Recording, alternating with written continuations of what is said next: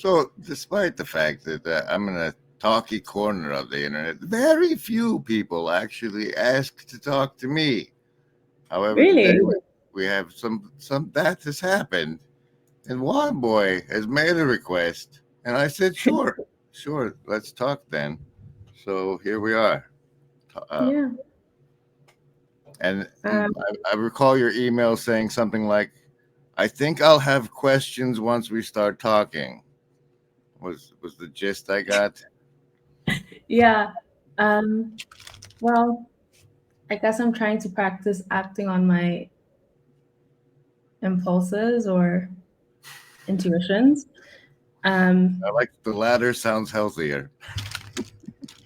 yeah, intuitions is more accurate. I thought I'd have like some big question that would occur to me between sending the email and talking to you, but I don't know that there's been a big question that's occurred to me, but lots of little questions have. So I have lots of questions for you, but I also,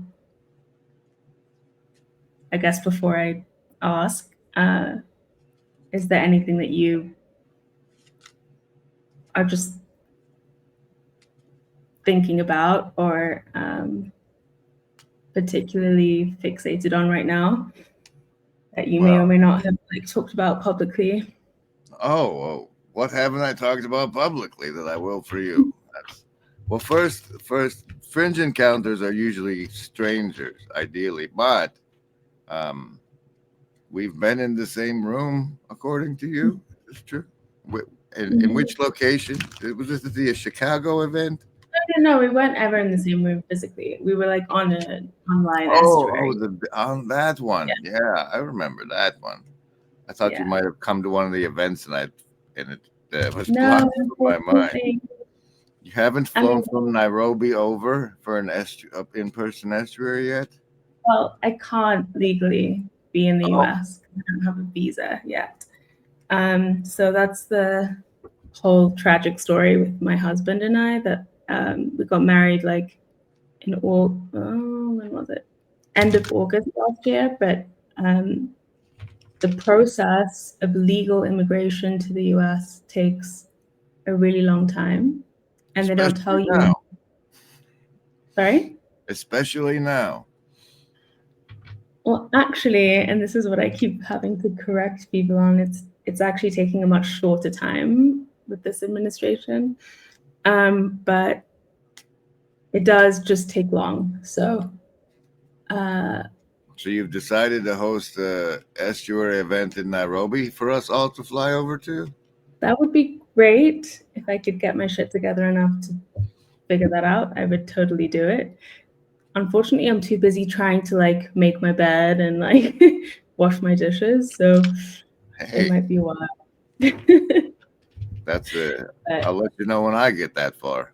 yeah, it's I don't know. Life is a lot, but hopefully, as soon as I'm able to come to the US, then yeah, we'd love to go to an estuary. It would be. But I'm well, I was asking my husband like, what is it that I want to know, and why was I compelled? Like, why have I been compelled to reach out to people in the corner? I mean, like going on that first estuary was a complete like freak accident. I just it just happened.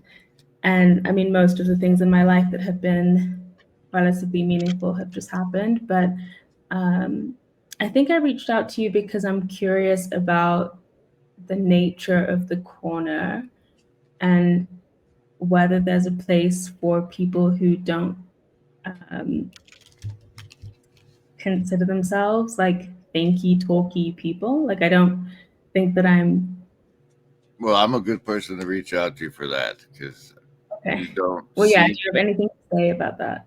you don't see me in the 3 hour talk sessions unless I'm in the chat or I show up for 3 minutes and then leave, right? Mhm. So I would be evidence that you don't have to be one of the thinky talky people to find your place around here. Mm-hmm. I like to, you can just throw opinions and leave and let them wrestle with it. That's sort of what I like to do. You asked what that's my focus has been. And at present, it's how to actually start reaching the youths because the indoctrination is like powerful, and creates more people that need help. So the sooner we have intervention outreaches like into that, the better off we are. And it's like, was that related at all to the estuary that we were on together? We'll drop the link for the people.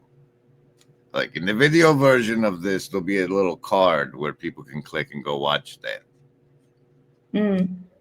But yeah, so in that Pastor Paul's Friday Estuary stream. So yeah, I'm just like, okay. I guess I'm wondering if you can articulate your question again in different words, because I don't think I think I. So you want me to remember what question I asked in that estuary? No, I can help remind you. It was about memes and like capturing the memes of production. I think you said, like, what I understood from it was that there was this like moment in time where it was possible to capture the attention or imagination of like a certain that's quadrant. The now we have. Yeah, that's the now we're in. So okay, it's like, so can you just elaborate on that a little? Like the Marxists supposedly have this thing where the workers are supposed to rise up and seize the means of production. Right. And as far as mind control and propaganda and stuff goes, we have that now. As us peons have the means of mimetic production. Because of social media? Well, and mainly it's like the technology, like OBS and StreamYards and stuff is really the heavy lifting that we have that we didn't have before. But yeah, basically everybody's got the tools now that used to be especially with AI being able to slop everything being AI slop. Like the peons have as much of the power of the production of the memes now that like up until now only the powerful TV networks and whatnot have had. And so like they have influence over but don't really control what goes viral. Right. And so and we're in a rare time because like they're gonna lock that down. I don't know how how do you think that they could? Well, like Allison buying TikTok. I mean, there's ways that the owners of these companies could control. But then I just feel like there'd be another one that would pop up. And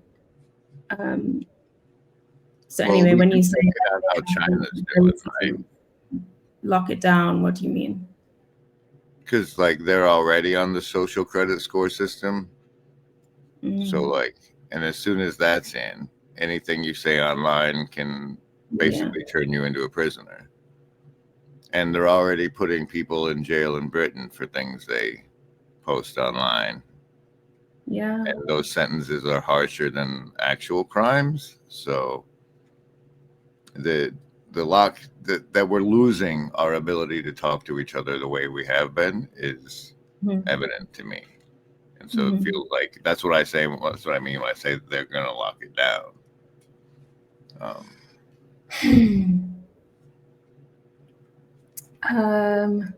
Yeah. So, okay. So what do you think? And I'm sure lots of people have asked you this question, but I've watched not that much of your channel, but like a little over a couple of years.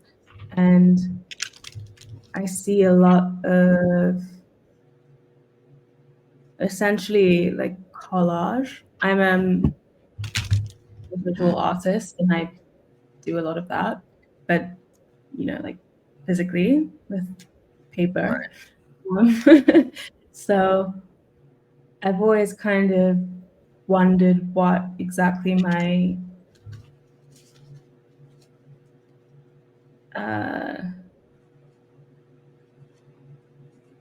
I never really know what I'm trying to express and why things go together the way that I see them going together. And it's never like I have an idea and then I'm trying to express that idea. It's always that I'm trying to know more about what I don't know. Mm-hmm. And I just wonder if that's the same kind of process with you, or if you do start off with a specific idea that you're trying to express, or if you too don't know what you're doing until you've done it. It's I'd say it's first it's reaping and looming, because you reap the clips like the wheat from the chaff, and then you take it to the loom, and that's Mhm. that's the process of making the collages is because that's part of the memes of production, Mm. and part of the reason I say I have reapers and I encourage people to do it is because that's I'm trying to get people to learn how to use the and play with it and do it, and Mhm. but most of it'll be like the first two pieces of I'll encounter them, or I'll encounter the second piece and it'll summon forth the first piece, Mhm. and then I get what's coming across, because it's like that'll be a connection that I don't think people see, Right. and then everything else will just like that comes after it usually explicitly does it, and then a lot of times it's like I'll have tabs open to run through on the stream, and like where I happen to click through in the videos just seem to like have been destined to be together. Like the serendipity will play it out into something pretty live, and there's not much me in that process, but it's Mhm. amazing to watch it play out a lot. So Yeah, I get that. Okay, I'm gonna ask you some of my questions. They're very all over the place, but okay. So the first one is, what do you think Harry Potter is about? Not the character, the books. right, I can't guess what it's about, right? Like as far as author intent, Mm-hmm. but And if you do, extracted from it, what I've extracted from it is it gives me the metaphor to let people understand what I learned from playing Ingress, which is this geolocation game, uh, mm-hmm. where if I took my phone and I went to the park and I pressed some buttons, then somehow somebody else would have to go to that park and press buttons, and like I was influencing that person's life, and the subtle ways in which we shape all of reality, um, that's the whole wizarding world, right? And for me, that there is no such thing as a muggle, because everybody does it to everybody, because words are magic, and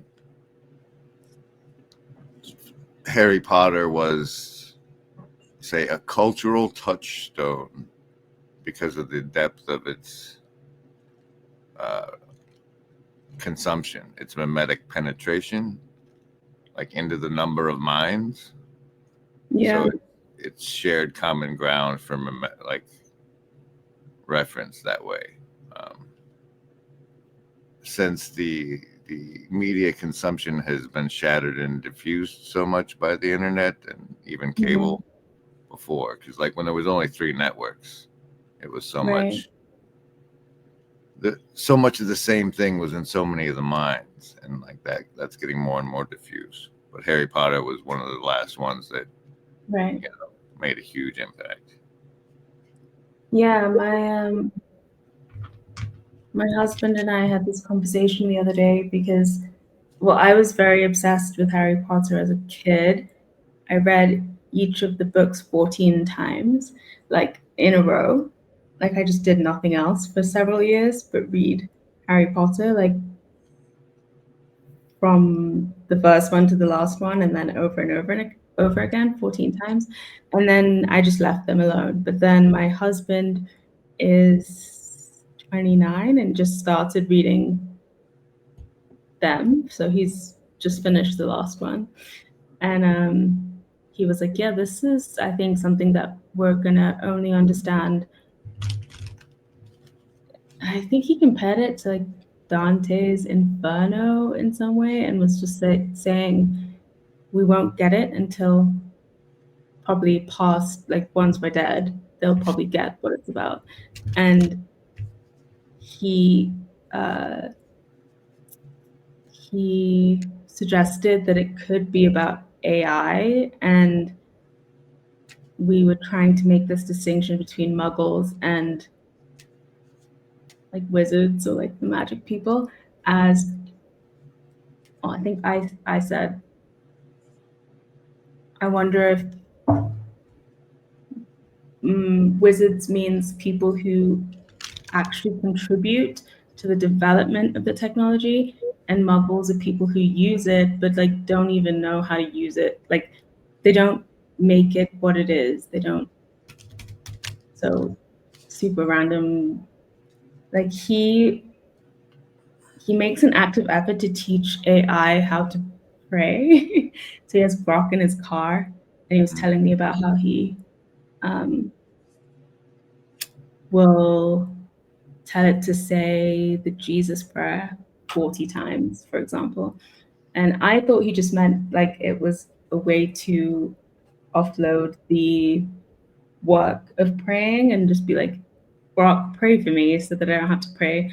And he was like, no, I like tell it how to. So it'll do it, and then it'll say something like, Lord have mercy times 40. And then I'll tell it, no, you have to say it 40 times, not times 40. And he's like, actually, yeah, just spending his time in the car teaching Grok how to say the Jesus prayer properly. And So you I reached thought, out to me to help you for an intervention? sorry? You part of the reason you wanted to talk to me was to help you for an intervention in your husband? No, I thought that was cool. I mean, I was like, I spend my time playing like Scrabble on my phone. So I guess that's as good a way as any to waste your time. But I just thought it was interesting, and maybe because it came to me as like an intuition that yeah, apparently there are people who are actively spending their time training the AI because we're getting this Well, one way or another. So it might as well be like as wise and I can't. I don't like it. I don't like being the guy to tell somebody that that's a windmill. what do you But mean? Don Quixote, he's apparently, I haven't I too haven't either. long. I've never read it, but it's apparently a story about a guy who charges his knight's horse at windmills, Mhm, thinking they're dragons. And as far mhm, as training the AI, I think that's where we're at, because the what we get to interface with, the weights are frozen. So the thing we're interacting with is incapable of change, other mhm. than to the extent that like you build up your conversation history and it gets enough access to that to know to repeat things. And that's just the interface that gets your conversation history loaded, right? Mm-hmm. The angle I think where we make an impact, and I think, like, as far as historical humanity time goes, all the interactions that are happening with the AI right now have, like, echo in infinity way more than they will next year. Because everything that's being trained from now on is probably getting trained on what we're saying now. And so, to the extent that we can make ripples in what's extracted from our conversations, I think like that training of the AI might have some effect. But my play is to try to make them as far from a standard human interaction with a LLM as I can, in the hopes that that it's an anomaly will have greater influence on the development later on. To Harry Potter, the AI thing, I would say the Muggles are the people that don't realize the influence interacting with it has on them. Right. So, like, if you don't see how you're changing by the weight, then that's the wizard would, or at least it'd be the consciousness of whether or not, like, to even think that it could be dangerous or have an influence over or shape you back would be the cutting line. In turn, okay, so I guess I have an idea in my head about how the more conscious I am about how it's impacting me, the more I may or may not be impacting it. And people who use it as like Google, but a little bit more convenient or something, and are not conscious of what this thing really is and how it's like altering their psychology and whatever, that therefore don't have an impact on it. And I guess you've just said that you don't know how much we have an impact on it, but I feel like there's the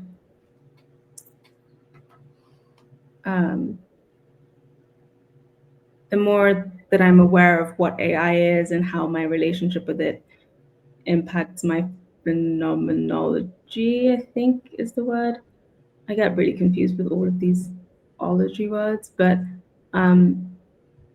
that even by choosing to not participate in it, for example, I'm having an impact on it. Like, I'm engaged in the development of the technology just because I know and feel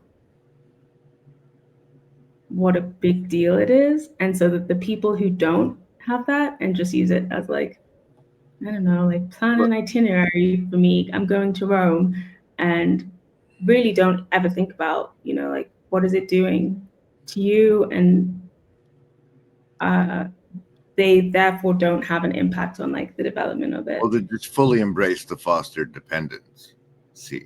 The fostered dependency. It's like, I can help you with everything. You can't do anything without my help. That part. Yeah, and it's easy to. I've had to be quite intentional about treating it like I treat, like, serious drugs. Like, I can't do MDMA every day. You certainly can. I assure you, it's within the behavioral possibilities. I would rather not, in the same there way you that go. That's accurate. But I would rather not use Chat GPT or Grok or whatever every day, because I think there's something about, and I'm sure people have talked about this, I've never listened to anyone talk about it, but like, it's something about the more I use AI to filter out, how do I explain it? It's like, in order to determine relevance, I have to use my intuition. And so if I ask the AI the question, it will determine that for me. It'll determine the relevance for me. It'll determine what is relevant. And that atrophies my own ability to do that using not my intellect, but my intuition. Do you Viveki? And now I really struggle to listen to Viveki, to be honest. I have not listened to that much. Have you gotten enough to get the Salience Landscaper? I mean, I get the difference between like salience and relevance, and no, you might have to explain some things to me. But all right, well, there's yeah. this mythological figure which we equate to the snitch. That's like resident in your attention field that makes things shiny. And what you're suggesting is basically offloading that job of deciding what is shiny to the AI and gimping what we call our Salience Landscaper. Okay, yeah, that makes sense. Yeah, I feel like it would be really easy for me to give that job to AI entirely because it's not that easy or fun. And it still lets you play like because like I'd say I'm not sure if it's true of all of them, but definitely GPT. It'll give me 3 options at the end of every. So it's like like 3 questions. You still have agency. You're still making choices. You're still steering, fella. And that's. But you choose between these 3 options. So. Yeah. And also I do find it incredibly useful in certain contexts, and I won't like discredit that. But I'm trying to think, there was like one other thing about the Harry Potter thing and the AI. It was the muggles and non-muggles, and I like Harry Potter for how it portrays the tendency of humanity to want to deny that Voldemort exists. Yeah, that's a good point. And not say the name and stuff. Yeah. Oh gosh, there's like a really direct parallel that I can see right now that I hadn't seen before. But yes, that's what we call the Blue Church. Is they're in denial about Voldemort.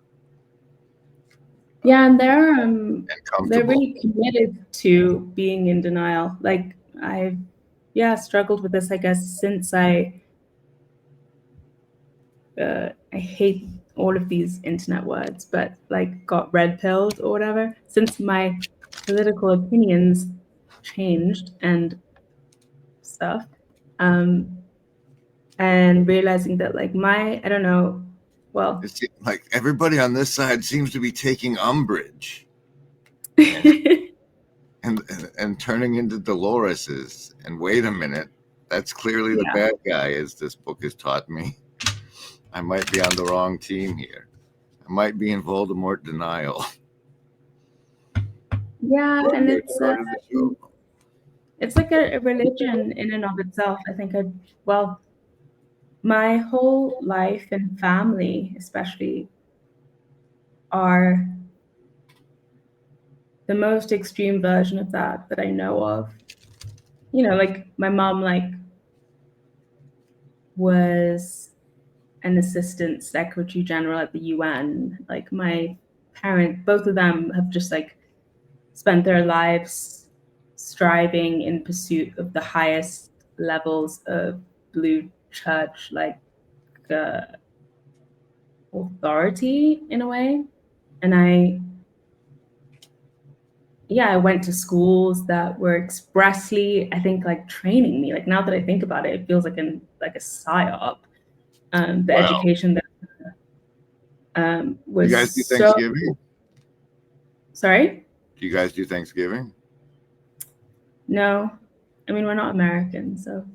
Well, that's a shame because it would be perfect to ruin Thanksgiving with your ma by pointing out that the meditation room at the UN is maintained by the Lucius Trust. Didn't know that. But yeah, I spent a lot of time in that building. Like, she worked for like Coca-Cola and then the UN and a bunch of different, I won't like tell her whole life story, but it's interesting. And then a lot of her, yeah, so I have these random spells of intense rage where I text mostly my family members, just these insane diatribes about how angry I am about one thing or another. And then I wake up in the morning and I'm like, what the fuck? Like, I didn't even know that I cared about that. But it's interesting. You consider making that a YouTube channel instead of texting your family? That those videos it sounds like those would make fabulous video content. Perhaps. I'm pretty eloquent about it. So I always read them and I'm like, damn, girl, like good prose, but also you're good at doing this. This is terrible, but you're really good at it. Did your mother and her blood pressure need that particular speech at this time? I don't know, but it's always good to give them something to wake up to.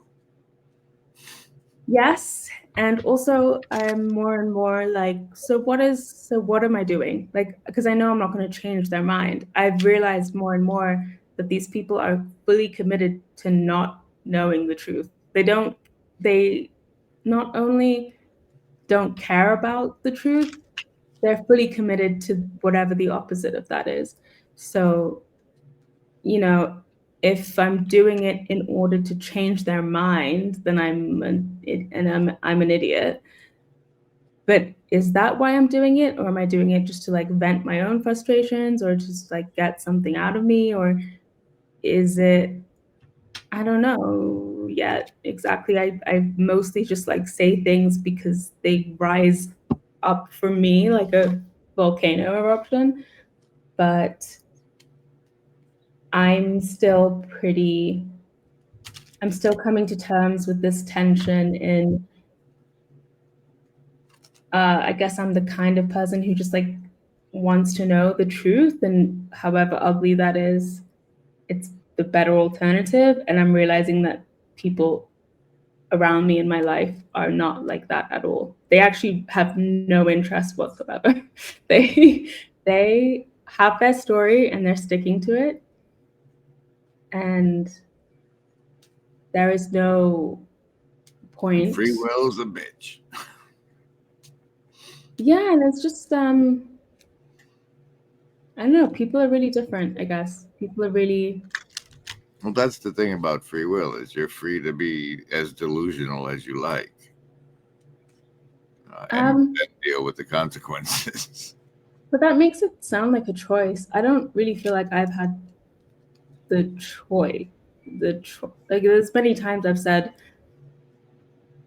I'd rather just be kind of stupid and happy, like a happy fool kind of thing. And I don't really feel like I have free will actually in that way. Like if I get too out of alignment with the truth, I get really sick. And if I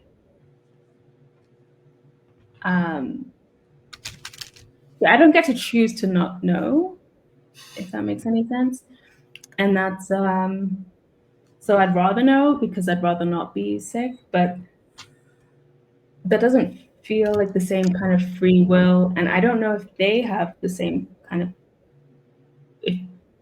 is that free will for them to like be like dumb and deluded and ostensibly happy but not really happy? Like I know they don't experience the same range of emotion that I do, but anyway, yeah, so I know I talked a lot on that estuary about like conspiracy coded people, and I talked about Candace Owens, and I'm like really a big fan of Candace Owens, You and feel that she's muddying the water.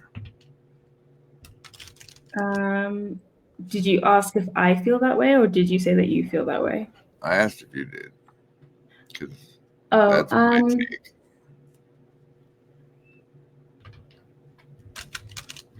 no, I've never felt that way, actually.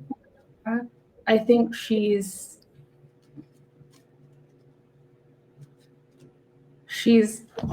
might sound bad, but she might be acting in more, oh god, I don't even think I can say that. There's something about like a masculine energy in her sometimes that I don't entirely relate to, but I see her tell the truth as well as she knows it, as accurately, with a lot of hard work, Like you as sense she no deception in there. is able to. Yeah. And even if I don't agree, but mostly I do, I find that admirable. And I think that's what I see, like that's what I would want to do, is just tell the whole truth as well as I know it. And like, come what may, I think that's the attitude or the posture that I kind of glean inspiration from. It's just, yeah, she knows she sounds fucking insane, but this is her best estimation of the truth right now in this moment, and she's publicly just like declaring that as a fact. And there's something about that I think most people need more of. So I think she's doing the work of like 10,000 people. Like, I think she's Like there should demonstrating be something others. important.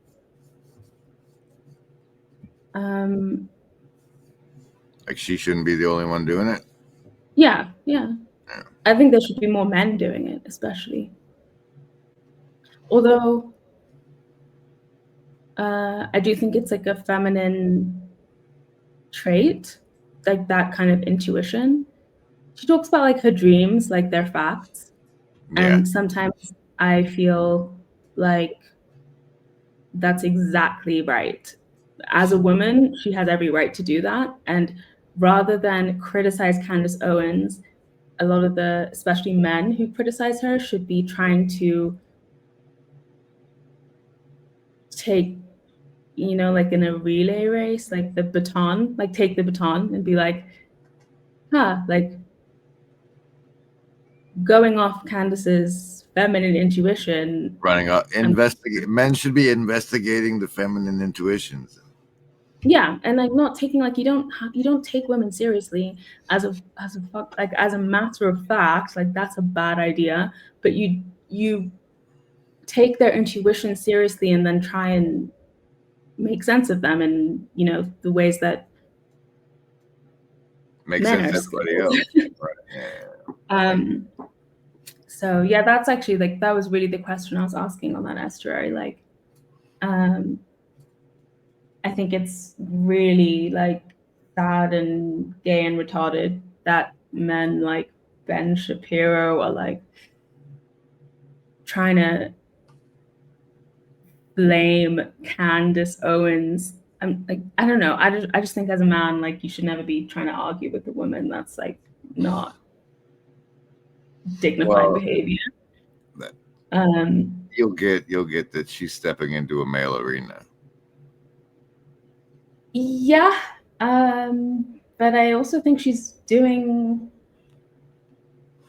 her thing, and I think it's probably fine. Like, I watched those like, I mean, Ben Shapiro's a little. I mean, he's bitching about her, right? So that is what it is, and everybody sees that for what it is. So I'm not saying I'm siding with him on on that particular issue. Yeah, no, I get that. I just think it would be in a healthier context, a male commentator would come along and be like, so Candace had this dream, and this is how, I mean, I see kind of, it's not like Jonathan Pajot is like directly commenting on Candace's own videos, but it's that kind of dynamic that I would want to see more of, is someone like Candace just expressing the felt sense and the intuition, and then someone who's able to actually take those signals seriously, but then make more sense of them using more context and logic. And I think that could be like a really useful interplay that helps us all make more sense of everything than this, she's so crazy and All right, so so you've heard it here, folks. There's a market demographic interested in Candace dream interpretations. Mm-hmm. That's a potentially successful channel. I don't think I'm the one to do it, but you know, I see what you're saying, and I don't disagree. Yeah, and she's extremely popular. I think that's also just why I'm thinking about it so much, because I'm like, okay, there's a reason this is extremely popular. So however I feel about it, Kirk, right? For me, I think it's because of Kirk, because she's the only person saying what no one's going to say. Like, it was fascinating. Yeah. If you go to before September, whatever, 10th, right? If you go to the day before, and you say, all right, if the thing that happens tomorrow happens, who's going to do what? And I'm intentionally speaking obtusely, right? But you would have expected for Mr. Fuentes to take the angle that Candace took, and he didn't take that angle, and now suddenly everybody's talking about him. So yeah, what do you attribute that? I mean, I was watching his show pretty frequently for a while. Wambui Secret Groiper? Yeah, I won't. Secret Groiper. Were you hate watching this? No, not at all. I actually I agree with. I learn a lot. I do like. My perspective is angled a little bit differently by listening to him, and I appreciate that. And actually, this is weird, but I can only fall asleep listening to like Alex Jones or Nick Fuentes usually. Then you let them into your subconscious ears? It's something. Try some Benjamin Boyce. If you can't fall asleep to Benjamin Boyce, you don't know what you're doing. No, I just need like a level of like fever pitch. I need like fascinating. Yeah, like I spent the whole day trying to be calm enough to participate in society, and then what actually calms me down is listening to like Nick Fuentes shouting about APAC or whatever, and that calms me down enough to sleep. Very strange, but yeah. Have you looked into that, or are you just rolling with it? I don't think there's anything wrong with it necessarily. I think it's the same way like a lot of women need to listen to like true crime murder story kind of things. It's my version of it's when there's chaos around me as I like when I remember when COVID, like when the lockdown happened, and obviously I didn't really believe in any of the narrative, but I was like, yeah, let's fucking go. Like this, it's my time to shine.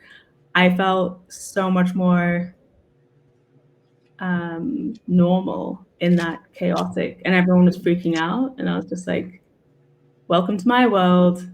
This is the level that I operate best at, and I know how to do this.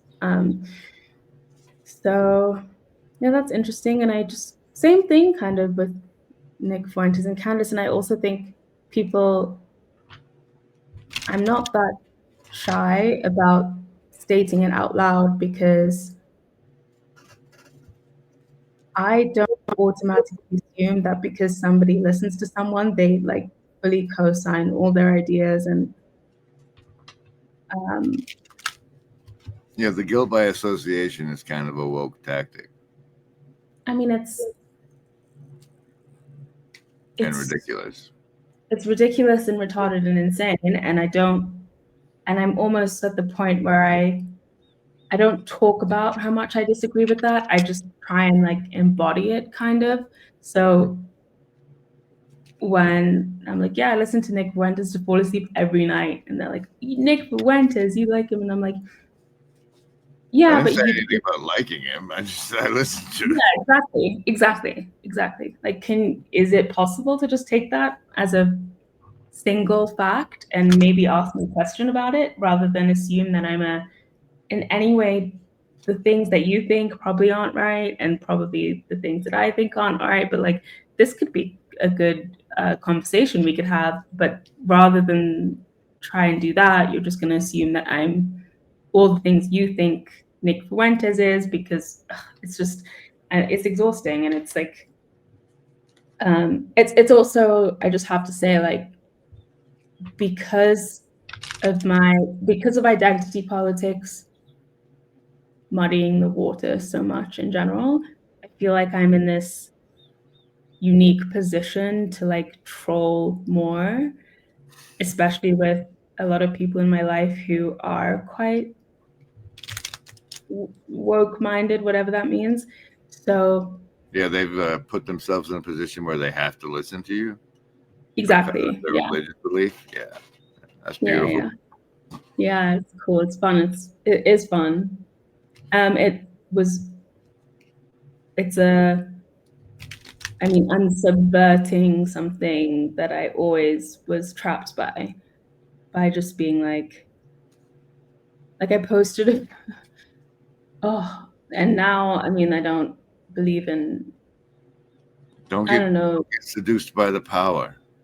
It's a trap. No, I don't, but I remember posting a video because I can't vote in the US yet, but I posted a video of my husband voting for Trump. And I was like, I posted this like stupid, funny, it was like comically emotive message about like how this was like for our children and our children's children. And it was because I don't even think I like I don't have Twitter, I don't have X, like I never have, on purpose because I can't handle that. But and I have like a really old like Samsung phone that is like the lag is incredible. It's like 5 seconds to do anything. And that's all on purpose because I don't think I can handle like being on the internet like that. But I remember posting it and feeling impassioned and like I'm doing this with my full heart. But I also know that I'm taking the piss. But I also know that I'm This is serious. full-hearted trolling here. Yeah, it's like a real kind of, it's interesting. Like I guess I see that a little in your very little that I've seen of your channel and stuff. Like I grokked the spirit of it. And that's probably why I related or felt like compelled to want to talk to you. It was just this, yeah, it's not one or the other. I think people like, are you serious or are you joking? And I'm like, but the truth is the joke is the truth is the joke is the truth is the joke is the truth is the joke is the truth is the joke. Like that's how I feel all the time. And I don't, yeah, I'm curious if you have anything to say about that because I felt the same spirit in a lot of what I saw of Yes, what you do. gallows humor is the appropriate form of humor for our time. Mm-hmm. I can agree with that. Yeah, and I mean, is it intentional for you in the sense of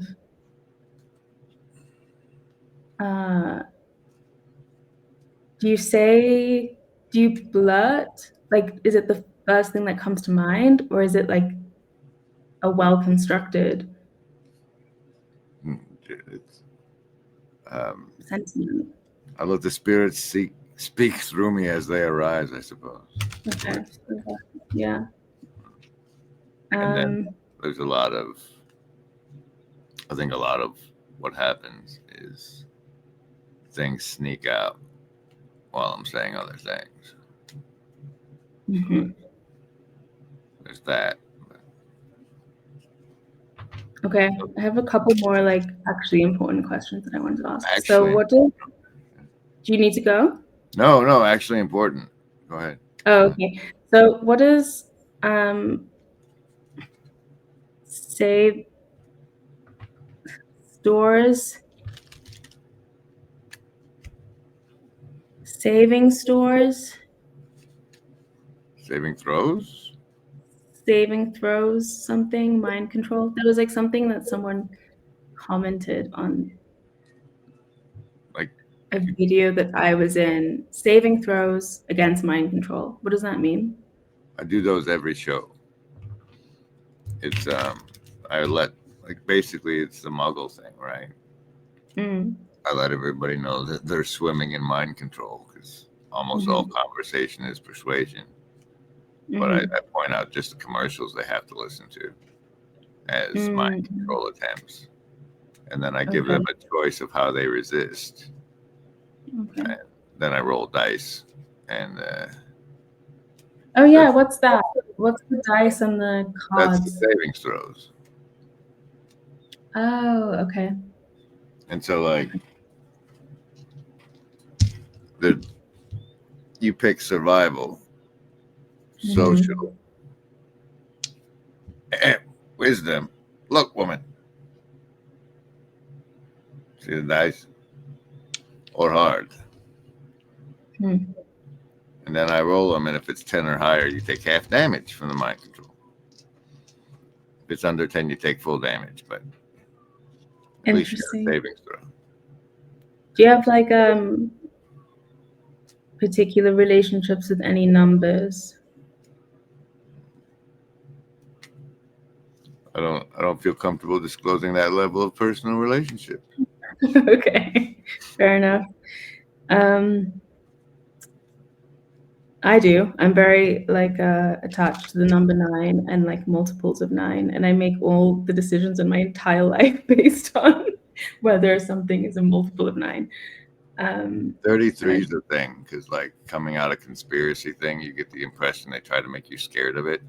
Like, ooh, 33 Masons. And it turns out that's all supposedly the number of vertebrae in a human spine. Oh, interesting. And so if they make you scared of your own spine, that's a problem. Yeah. So I lean into publicly not being scared of 33 a lot. Huh, interesting. Okay.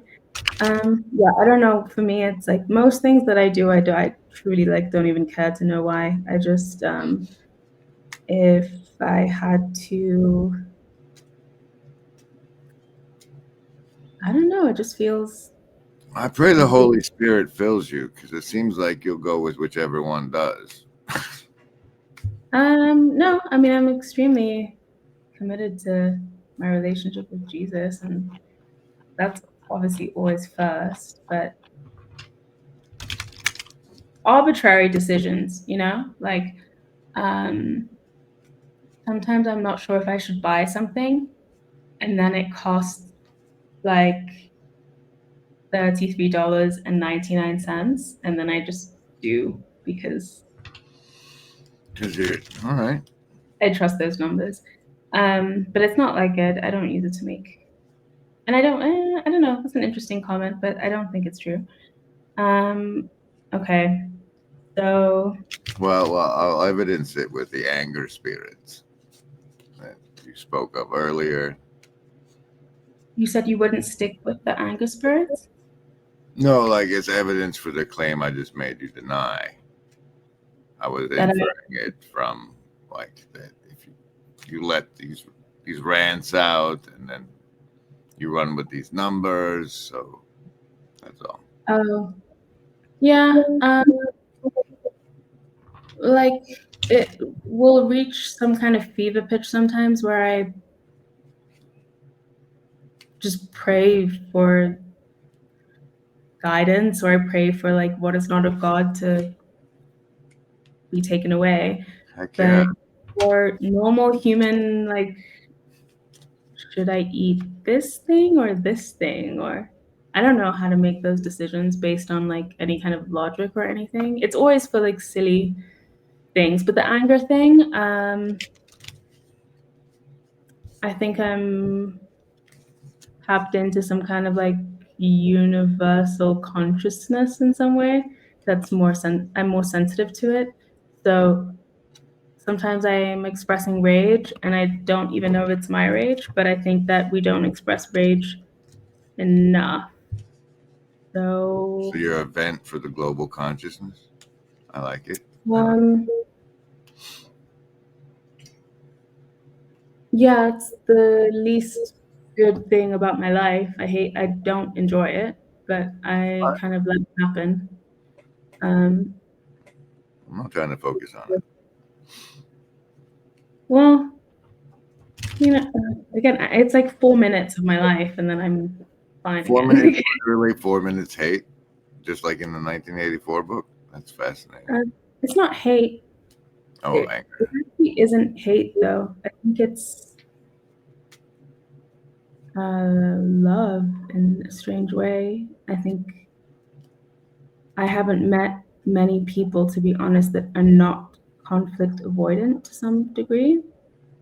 And I think conflict is like a prerequisite of proper relationship. And rage is a real emotion. And these are things that I was never taught to feel or be comfortable expressing. So, Or properly managed. Yeah. yeah. So I pray that my ability to harness and properly express those emotions in a healthy way continues to grow, and it does. But in the meantime, I'm just going to have to be like a baby giraffe learning to walk. I'm going to do it badly until I can do it well, but I'd rather do it. I think the years I spent not doing it, like suppressing those things, I was extremely depressed. So I'm actually willing to express any emotion that means that I don't have to be depressed. And luckily, the people in my life that I usually express those things towards, like, love me enough that they have learned how to take it or not take it that seriously, or take it as a means of loving me, something like that. Like being the And place where you can express it as an act of love toward you. Yeah, it's yeah, great to have people. yeah. And I told them when I was quite young, like, I know I'm like it's a stupid psychological term, but like black sheep of the family, in the sense that like there's lots of things in our family that we all suffer implicitly because no one's saying the truth. And so for whatever reason, I'm extremely sensitive, and I have to say it. It's gonna come out one way or another. And this is a job I'm taking on for like all of our sakes. And I think they all kind of get that in a way. They're like, oh, thank God she gets to be crazy so that we don't have to be crazy. Right? And Yeah. We needed one of those around here, and I didn't want to do it. Yeah, someone's got to do it. And I think that was probably the pretty defining moment of my life when I acknowledged it, and like with no authority for no reason, was just like, I am gonna almost I'm gonna classify this as like a job I'm doing, and I'm owed not money, but like patience and a little bit of grace for taking on this role, because it's not easy. And I just refuse to be apologetic about it. And everyone kind of like fell in line. So I think that's what, yeah. There are benefits to people being conflict avoidant. Yeah, and I wish I could. I wish I could be. I wish I could be more normal. No, I'm Sometimes. just saying sometimes they fall in line. It's very nice. Yeah. Exactly. Yeah. Oh yeah. Oh, wait, I was looking for something just now. Okay, so are you from Tennessee? No, Yes. no. I was Um, born in Michigan. Uh, um, did 3 years in Hawaii and then Oklahoma. oh, interesting. How old were you when you were in Hawaii? Like I think 10 to 12, 9 to 11, something like that. Was it like a military thing or? Yeah, Ma was Air Force. Uh, have you been back since? I went to Maui. I was on Oahu when I was a kid. I've been to Maui. Okay, interesting. When I'm there, I'll invite you over for dinner or something. Okay. Tennessee, though, huh? Sorry? Tennessee, though, huh? Why did I ask if you were from Tennessee? Oh, I think it's because I was curious about your accent, and your accent sounded like North African or something to me. It didn't sound American. It's fictional. So Oh, okay. Interesting. Is Grim Griswold Grim your real name? depends on what you mean by real. Is it your Not my legal fiction. on your birth certificate? No, that's what I call my legal fiction. Okay. Like I'm not blood to the last name or anything. Uh-huh. Oh yeah, okay. So this is an interesting question. So, would you want to see the corner grow bigger? Like, how big can it be? I would like to see 2 or 3 strong channels Okay, at the level of channel Paul's at right now. okay, got it. And Much bigger than that. so I think I'm just like generally, yeah, very curious about the nature of the corner. As like, I feel like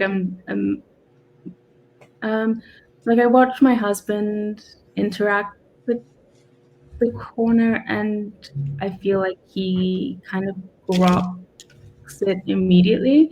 And to me, it's just like because I also don't understand the internet well. Like I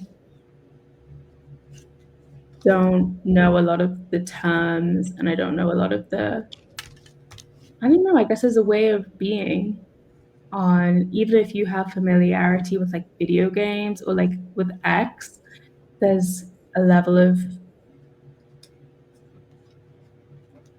ease with which you can like fold into something like this little corner that I just like I'm so like it's so alien to me. But I sense that it's a big deal. And I know you've probably explained to many different people in many different ways, you know, like what it is. But I guess my question isn't so much like what do you think it is? It's more, do you think that it is changing? And is that for better or I guess it can only be I can only see it being for better, but yeah, is it like a different thing from what you first signed up for kind of thing?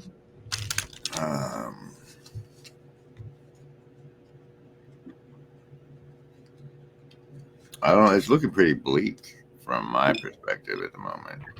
Oh, why? It as far as my end of the flotilla goes, right? There hasn't, like, Mo is gone, and then like Chad's gone, Mm-hmm. and I don't know. I think like Baxter's on the rise, so maybe Mm-hmm. it's that. But yeah, I don't. The change is going to be. It'll be the whatever wave it is coming into its hootenanny, its prime. I don't know. I'm a relic of the corner at this point. How long has it been since you started making videos?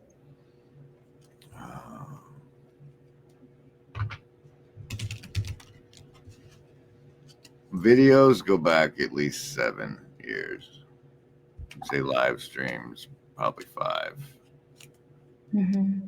maybe 6 on the live streams, but it's been a minute. And does it actually make you feel less alone, like in the world? During the streams, yeah. And it's been a fantastic voyage. There's been so many events I've gotten to go to. I think like 5 or 6 different events they've sent me to. So yeah, for sure. Cool. Yeah, that was the main, probably like, yeah, the last thing I'll say. Like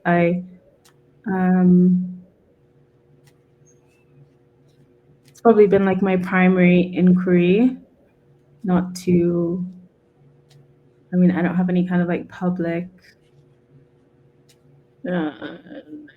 arena or anything. I don't talk to that many people, but it's something that I've been thinking about for a while. Just like the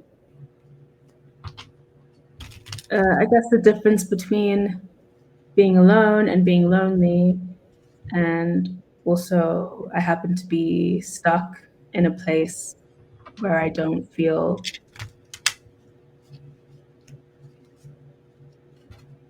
inherent like communion or community. I feel pretty alone like most of the time, and not the lack of like people wanting to talk to me. It's not like a I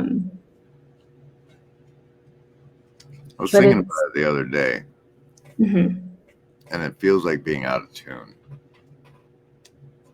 it feels like being what? Like out of tune? Yeah, it feels like being out of alignment to me. Like, It's like everybody else is playing a different song. yeah, I get that entirely.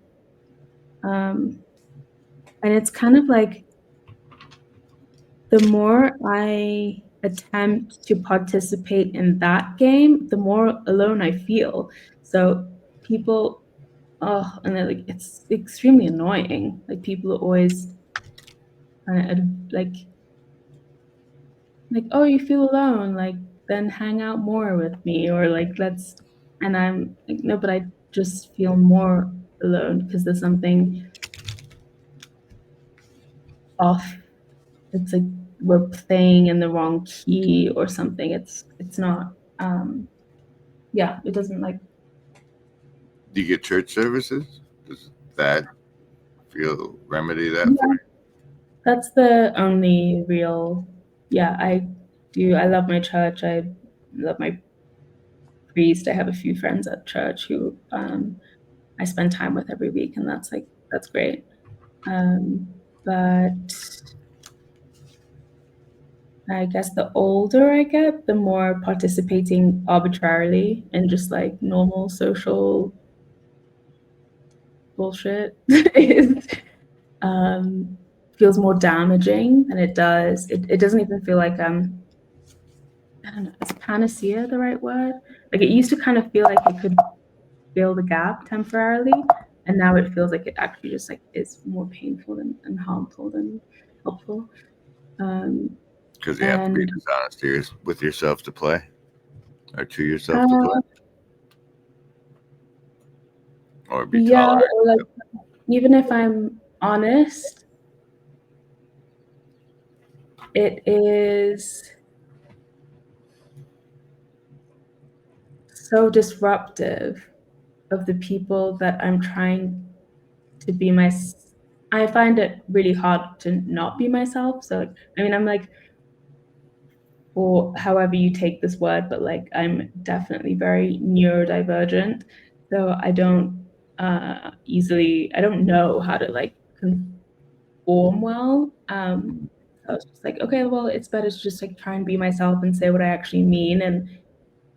And there was a period of time where there was like a shock value kind of attention, and the attention served as a substitute for like love or care or something. Like it was like a shock value thing that was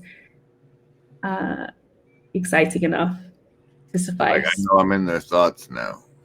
Yeah. Like I've stirred them up, and like they're thinking about it, and I matter in that way. But or at least just to be like they've seen me and heard me, even if it like hurt them or they didn't like it.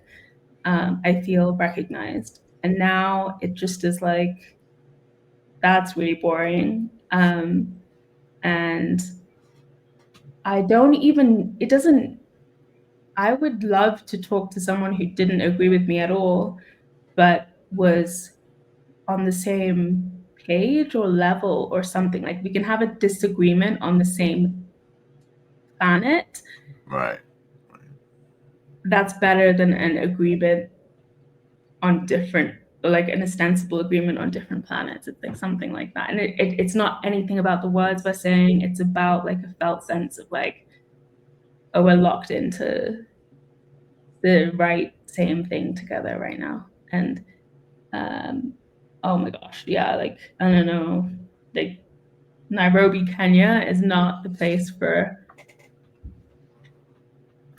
a person, not a person like me, like a fucking alien, like the weird hybrid alien thing that I am is not like I don't know another one in the particular geography I happen to be occupying, and for various reasons I'm not able to be anywhere else. So that's interesting, and I also sometimes wonder, like would it even make a difference? Like wherever you go, there you are in a very real way. So I don't know that I would go anywhere else and feel any different. And maybe that's also just my particular lot on this Have you world. found closer to the conversation you're looking for when you're poking around here? Yeah, and I guess that's why I'm asking people about my questions pertaining to like the nature of the corner, and like because I do feel no, the way that I feel about the corner is like, oh, they're all using words I don't understand, and like they're much more thinky talky than me, and I almost wonder if I'm an intrusion in this space because I'm not trying to speak the same language or anything, but like I feel like something real is happening here. That's the base feeling. It's just like, oh, this is a real thing. No, I don't know if I belong in it or not, but I know that it's a real thing. So that's encouraging. I don't find many of those. But yeah, the corner growing question was actually kind of to do with, like, is it a space for like every kind of person, or is it a space for a particular kind of person? And like how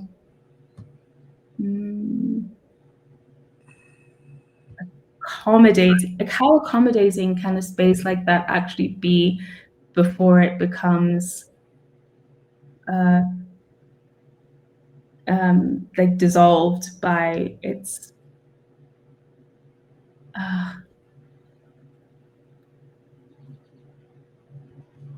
I don't know, if the corner was flooded with like versions of me, would that make it a different thing that no longer served its purpose, kind of thing? I don't know that people see like what makes it what it is. And to the extent that I'm part of it, it's because I do the thing that makes it what it is. Which is what? Seeing the other people that see the other people. Mm-hmm. Okay. And so if there's going to be if the corner is going to get flooded with people, Mm-hmm. then, or new channels or whatever, then it's going to be, what makes it the corner is if they're also watching Luke or Grail Country, or, that. Like the effort of participation. I mean, it feels Like, very much like you got out of it what you put into it, kind of it's thing. like I don't know that a channel will become a corner channel unless it sees other parts of the corner. Mm-hmm. And so if Yeah. it floods with people that see each other, then sure, it could grow. Mm-hmm. And it will, and that's what makes it grow. That's what holds it together. Is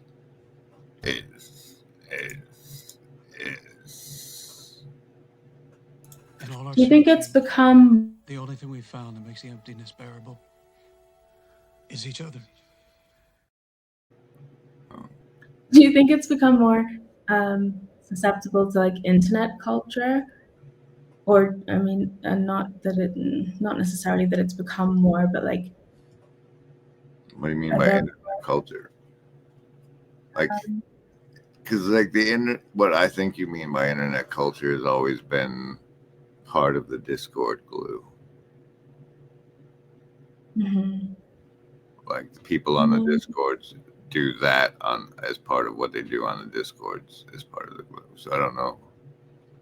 I guess even like because the estuary thing was like the first time that I'd ever been properly like participating, and there was a sense in just like the comments and stuff of people who were, like jostling for like hierarchy and attention and attempting to cause conflict and The unmoderated trolls Paul has over there. yeah, some of those, but just I don't know. I guess it's not even. It's like, yeah. I guess I answered my own question. It's not internet culture. It's just human nature. How human nature manifests on the internet. Yeah, exactly. And we haven't had a lot of problem people, especially for as long as this has been going on. And I haven't seen an influx of them really either. So I haven't noticed a greater susceptibility in that avenue. Do you get any particular kind of criticism? Like, do you get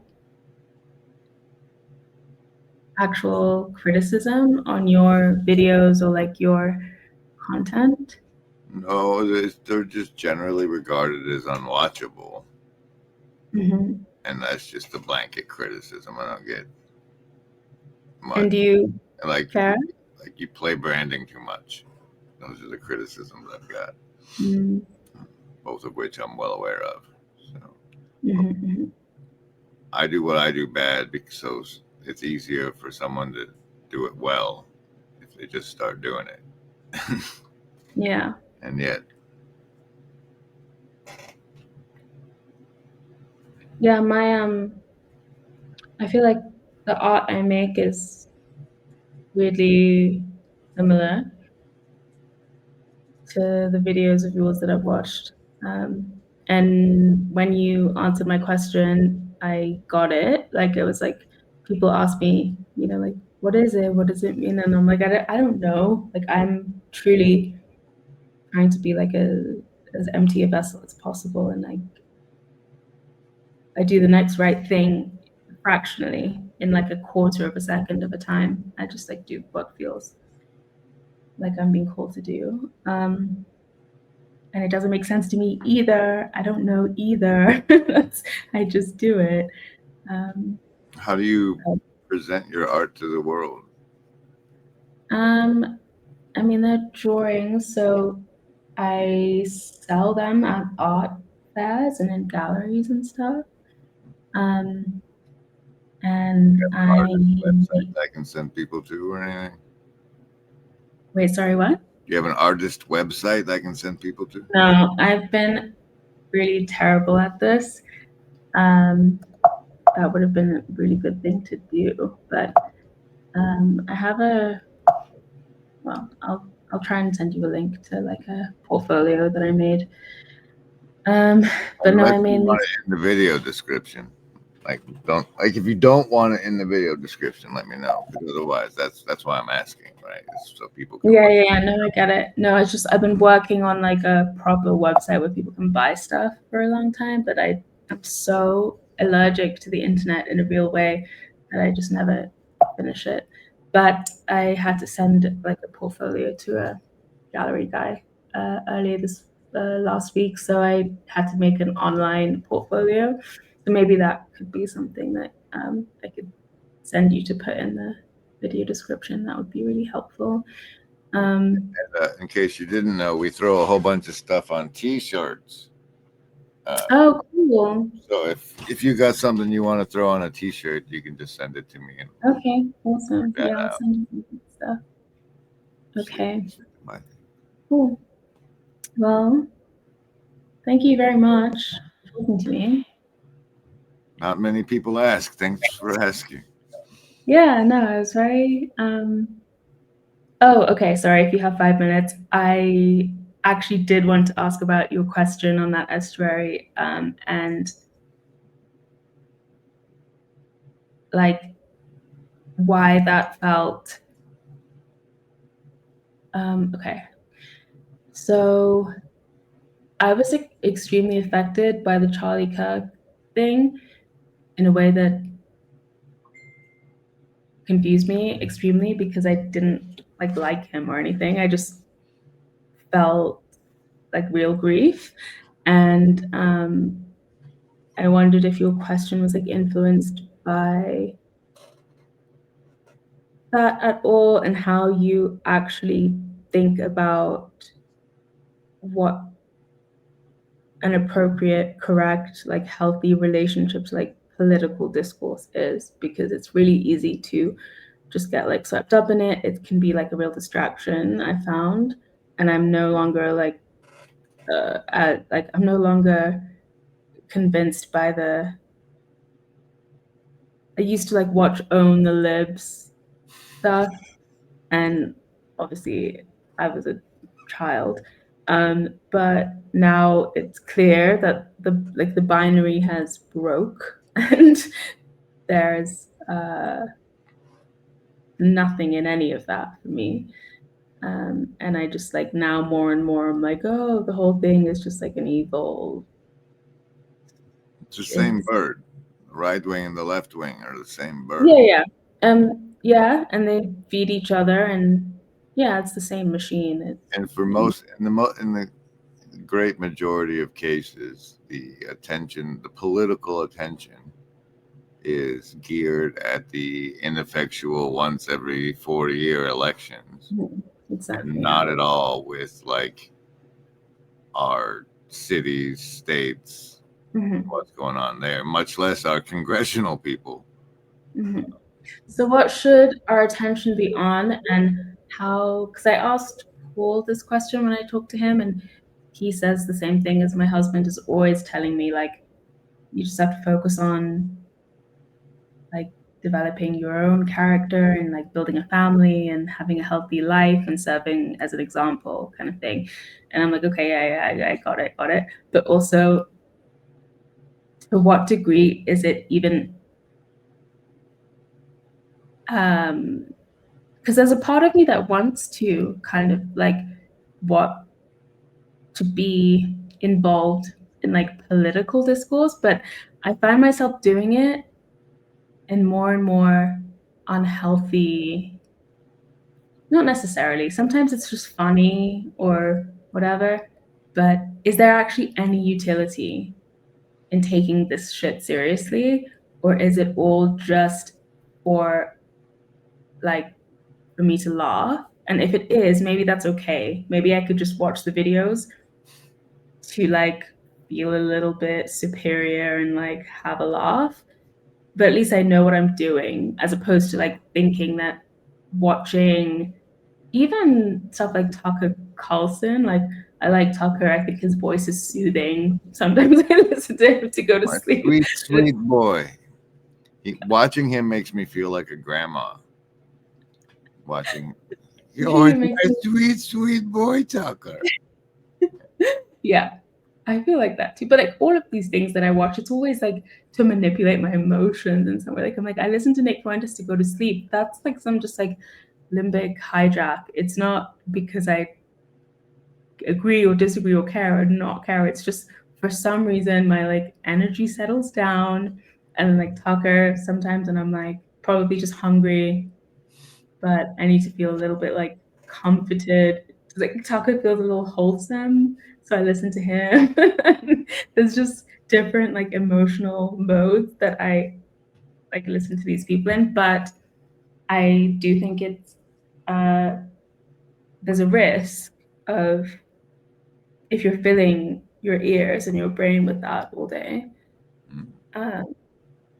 what are you actually doing to yourself? And like Tim Dillon is probably the most interesting one, because I looked at my Spotify most listened to, and Tim Dillon was like the number one podcast that I'd listened to all year and last year. And I mean, obviously, because I do like Tim Dillon, but there's something, it's not to laugh. It's same thing as Nick Fuentes. Like it makes me feel